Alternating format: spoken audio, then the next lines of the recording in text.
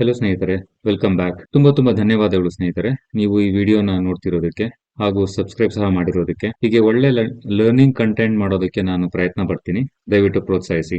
ಹಾಗೆ ನೀವು ಮೊದಲನೇ ಬಾರಿ ಈ ವಿಡಿಯೋ ನೋಡ್ತಿದ್ರೆ ದಯವಿಟ್ಟು ಪೂರ್ತಿ ನೋಡಿ. ನಿಮ್ಗೆ ಈ ಕಂಟೆಂಟ್ ಇಷ್ಟ ಆದ್ರೆ ಲೈಕ್, ಸಬ್ಸ್ಕ್ರೈಬ್, ಕಮೆಂಟ್ ಮತ್ತೆ ಶೇರ್ ಮಾಡಿ. ಹಾಗೆ ಫೀಡ್ಬ್ಯಾಕ್ ಸಹ ಕೊಡಿ. ಬನ್ನಿ ಇವತ್ತಿನ ಟಾಪಿಕ್ ಬಗ್ಗೆ ಮಾತಾಡೋಣ. ಮಾರ್ಕೆಟ್ ರೆಡ್ ನಲ್ಲೇ ಇದೆ. ಪ್ರತಿಯೊಂದು ಸ್ಟಾಕ್, ಆಲ್ಮೋಸ್ಟ್ ಎಲ್ಲಾ ಸ್ಟಾಕ್ಗಳು ಮತ್ತೆ ರೆಡ್ ಅಲ್ಲಿ ಟ್ರೇಡ್ ಆಗ್ತಿದೆ. ಈಗಿನ ಮಾರ್ಕೆಟ್ ಕಂಡೀಷನ್ ಅಲ್ಲಿ ನನಗೆ ಒಂದು ಒಳ್ಳೆ ಅವಕಾಶ ಸಿಗ್ತಿದೆ ಈ ಸ್ಟಾಕ್ ನಲ್ಲಿ. ಶಾರ್ಟ್ ಟರ್ಮ್ ಮತ್ತೆ ಲಾಂಗ್ ಟರ್ಮ್ ಎರಡು ವಿಷಯದಲ್ಲೂ ಒಳ್ಳೆ ಅಪರ್ಚುನಿಟಿ ಕಾಣ್ತಿದೆ. ಆ ಸ್ಟಾಕ್ ಹೆಸರು IRCTC.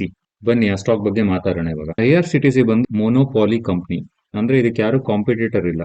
ಇಂಡಿಯನ್ ರೈಲ್ವೇಸ್ ಇದೆಯಲ್ಲ, ಅದರ ಆಲ್ಮೋಸ್ಟ್ ಕ್ಯಾಟರಿಂಗ್ ಬಂದು, ಟಿಕೆಟಿಂಗ್ ಸಿಸ್ಟಮ್ ಬಂದು ಪ್ರತಿಯೊಂದನ್ನು IRCTC ನೋಡ್ಕೊಳ್ಳುತ್ತೆ. ಇದೊಂದು ಗವರ್ಮೆಂಟ್ ಕಂಪ್ನಿ, ಅದರಿಂದ ನೋ ಕಾಂಪಿಟೇಟರ್. ಬನ್ನಿ ಇದರ ಕೆಲವು ಫಂಡಮೆಂಟಲ್ಸ್ ನೋಡೋಣ. ಸ್ಟಾಕ್ ಪಿ ಬಂದು 50 ಇದೆ, 49. ನಾವು ಅದನ್ನ ನೋಡಿದಾಗ ಸ್ಟಾಕ್ ಪಿ 5 ವರ್ಷದಲ್ಲಿ ಆವರೇಜ್ ಬಂದು 69 ಇತ್ತು, ಇವತ್ತು 50 ಇದೆ. ಚೀಪ್ ಆಗಿ ಸಿಗ್ತಿದೆ. 10 ಇಯರಲ್ಲೂ ಅದೇ ಸ್ಟೋರಿ. 68 ಇತ್ತು ಆವರೇಜ್, ಇವಾಗ 50ರಲ್ಲಿ ಸಿಗ್ತಿದೆ. ಒಂದ್ ಕಾಲದಲ್ಲಿ 274 ಎಲ್ಲ ಹೋಗಿತ್ತು. ಅದು ಯಾವಾಗ ತುಂಬಾ ಹೈ ಪ್ರೈಸ್ ಹೋಗಿದೆ. ಇವಾಗೆಲ್ಲ ಕಡಿಮೆ ಬಂದಿದೆ. ಪ್ರಮೋಟರ್ ಹೋಲ್ಡಿಂಗ್ ಬಂದು 62%. ಇದು ಗವರ್ಮೆಂಟ್ ಹೋಲ್ಡ್ ಕಂಪ್ನಿ. ನೋಡೋಣ ಮತ್ತೆ ಡೀಟೇಲ್. Profitable company. ROCE ಬಂದು 53%. ಕಾಂಪಿಟೇಟರ್ ಇಲ್ಲದೆ ಇರೋದ್ರಿಂದ ರೈಲ್ವೇಸ್ ನಲ್ಲಿ ಬರೋ ಬಿಸ್ನೆಸ್ ಅಲ್ಲಿ ಅವ್ರಿಗೇನೆ.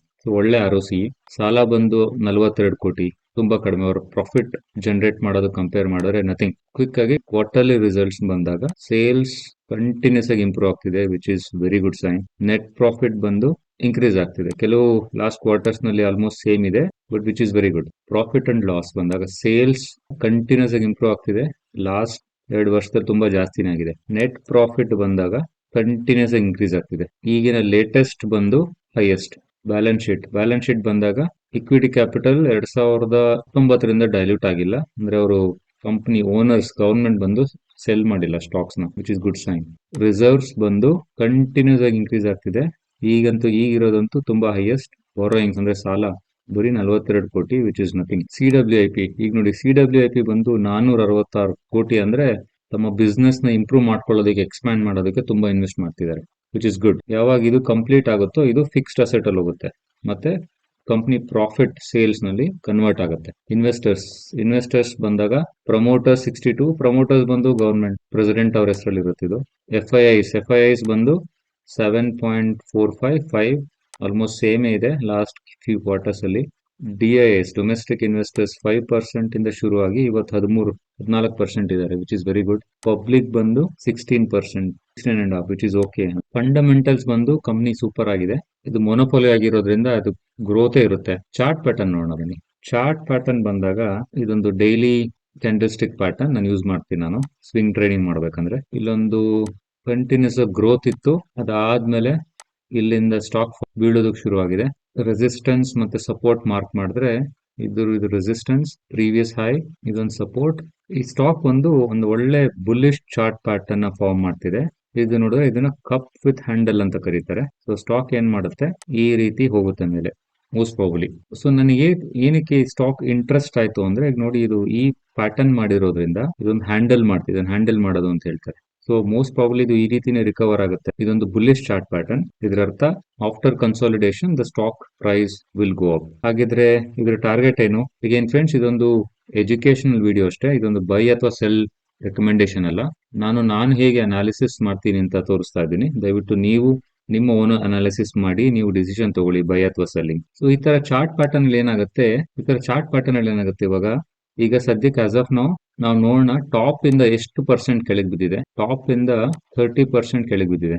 ಇದರ ಟಾರ್ಗೆಟ್ 51% ಟಾರ್ಗೆಟ್. ಇದರ ಪ್ರೀವಿಯಸ್ ಹೈ. ಯಾವಾಗ ಮಾರ್ಕೆಟ್ ರಿಬೌಂಡ್ ಹೋಗಕ್ಕೆ ಶುರು ಮಾಡುತ್ತೋ first target, short term target 53% ಇದಕ್ಕೆ. ಆದರೆ ಈ ಚಾರ್ಟ್ ಪ್ಯಾಟರ್ನ್ ಬಂದಾಗ ಕಪ್ ವಿತ್ ಹ್ಯಾಂಡಲ್, ಇದರ ಆಕ್ಚುಯಲ್ ಟಾರ್ಗೆಟ್ ಬಂದು ಈ ರೀತಿ ನಾವು ಕ್ಯಾಲ್ಕುಲೇಟ್ ಮಾಡ್ತೀವಿ. ಓಕೆ, ಇದರ ಫಸ್ಟ್ ಟಾರ್ಗೆಟ್ ಬಂದು ಶಾರ್ಟ್ ಟರ್ಮ್ 53%. ಇದರ ನೆಕ್ಸ್ಟ್ ಟಾರ್ಗೆಟ್ ಬಂದು 1700. ಅದು ಇಲ್ಲಿಂದ ಎಷ್ಟು ಪರ್ಸೆಂಟ್ ನೋಡೋಣ, ಆಲ್ಮೋಸ್ಟ್ 130%. ಏನಾಗ್ಬೋದು ಇದು ಸ್ಟಾಕು? ನಾನು ಹೀಗೆ ಬರ್ದಿರೋ ಹಾಗೆ ಹೀಗೆ ಮೇಲ್ ಹೋಗ್ಬೋದು, ಇಲ್ಲಾಂದ್ರೆ ಇನ್ನೂ ಸ್ವಲ್ಪ ಕೆಳಗ್ ಬಂದು ಆಮೇಲೆ ಹೋಗ್ಬೋದು. ಸೊ ಸಪೋಸ್ ಇನ್ ಕೇಸ್ ಇಲ್ಲಿಂದ ಇನ್ನು ಸ್ಟಾಕ್ ಕೆಳಗ್ ಬಿದ್ರೆ ಇನ್ನೂ ಕೆಳಗೆ ಹೋಗ್ಬೋದು. ಸೊ ಇವಾಗ ಇದು ಈ ಪ್ರೈಸ್ ನಲ್ಲಿದೆ. ಇದರ ನೆಕ್ಸ್ಟ್ ಇಮಿಡಿಯೇಟ್ ಸಪೋರ್ಟ್ ಬಂದು ಇದು ಈ line 252. So 25% down side possibility ಇದೆ. ಕೆಲವು ದಿನ ಮಾರ್ಕೆಟ್ ಹೋಗೋದಿಲ್ಲ, ಅವಾಗ one should be ready. So ನನ್ನ ಪ್ರಕಾರ ಇದೊಂದು ಒಳ್ಳೆ ಸ್ಟಾಕ್. ಟೆಕ್ನಿಕಲಿ ಒಳ್ಳೆ ಪ್ರೈಸ್ ನಲ್ಲಿದೆ, ಆದ್ರೆ ಮಾರ್ಕೆಟ್ ಕಂಡೀಷನ್ ಚೆನ್ನಾಗಿಲ್ದಿರೋದ್ರಿಂದ ಇನ್ನು ಕೆಳಗೂ ಬೀಳ್ಬೋದು. ಒಬ್ರು ಇದನ್ನ ಅವರ ವೇಟ್ ಅಂಡ್ ವಾಚ್ ಲಿಸ್ಟ್ ಅಲ್ಲಿ ಇಟ್ಕೊಂಡು ಇದರ್ ಸ್ಲೋಲಿ ಅಕ್ಯುಮುಲೇಟ್ ಮಾಡ್ಬೋದು.